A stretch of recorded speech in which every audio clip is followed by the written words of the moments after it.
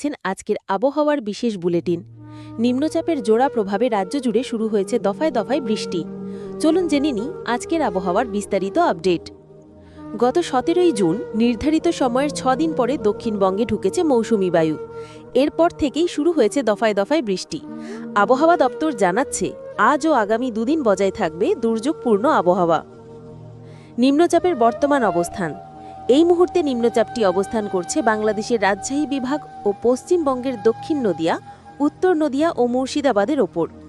এর জেরে আজ বিভিন্ন জেলায় ভারী বৃষ্টির আশঙ্কা রইল। ভারী বৃষ্টি কোন কোন জেলাগুলিতে?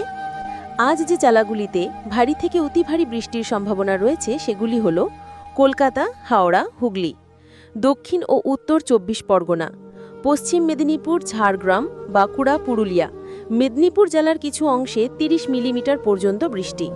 খড়গপুরে সকালেই 21 মিলি, কলকাতায় 25 থেকে 30 মিলিমিটার পর্যন্ত বৃষ্টি। বর্ধমান, বীরভূমি হালকা থেকে মাঝারি বৃষ্টি।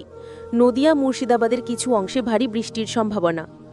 উত্তরবঙ্গের আলিপুরদুয়ার, কুচবিহার, দার্জিলিং, কালিম্পং ও মালদাতেও হালকা থেকে মাঝারি বৃষ্টির সম্ভাবনা রয়েছে।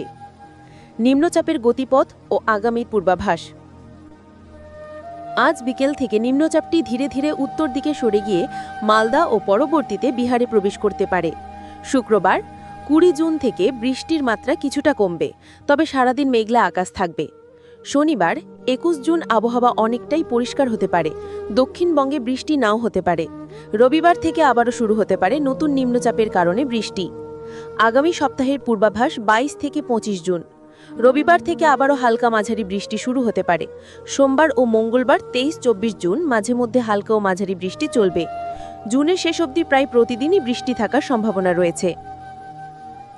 তাপমাত্রার পরিবর্তন। বৃষ্টির ফলে তাপমাত্রা অনেকটাই কমে গিয়েছে। বর্তমান তাপমাত্রা 30 থেকে 32 ডিগ্রি সেলসিয়াস।